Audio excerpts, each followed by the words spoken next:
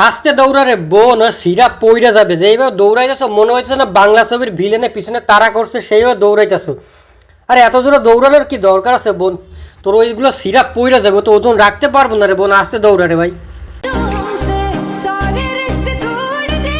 যেইভাবে পিছনে বারবার তাকাইতেছে মনে হইতেছে না পিছনে কেউ জানি তারা করছে। কই রে বোন, তোর পিছে তো কেউ নাই, আর মোবাইল একটা কানে নিয়ে দৌড়াইতেছে মনে হচ্ছে না কারে জানি ফোন দিতেছে। আস্তে দৌড়া বোন, সিরা পইরা যাবে তো।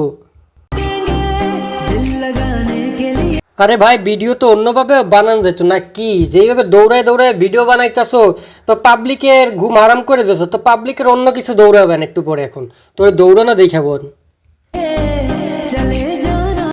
आज रात मेरे पास रह जा। ভিডিও করতেছো ভাই সেইটা তো ভালো কথা, কিন্তু হাত একটা নিচে দিয়ে ওই জায়গায় এরকম গুতাইতেছো, এটার মানে কি? গুতাইয়া কি পাবলিকরে কি দেখাইতেছো নাকি যে এখানে আছে গুতানোর মতো কোনো একটা জায়গা?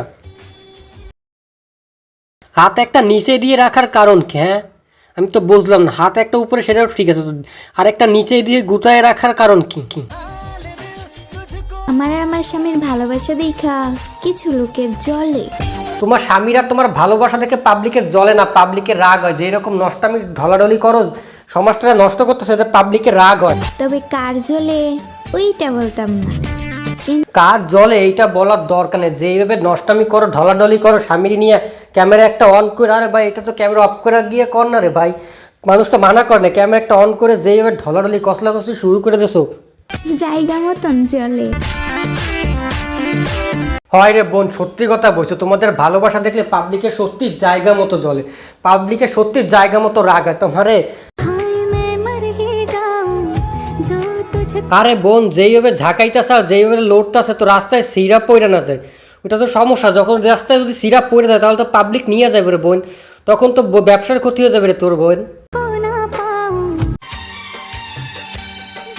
অনেক সুন্দর হয়েছে, বারবার পিছের দিক তাকাই ক্যামেরার দিক তাকানোর দরকার নেই, অনেক সুন্দর দেখাইতেছে।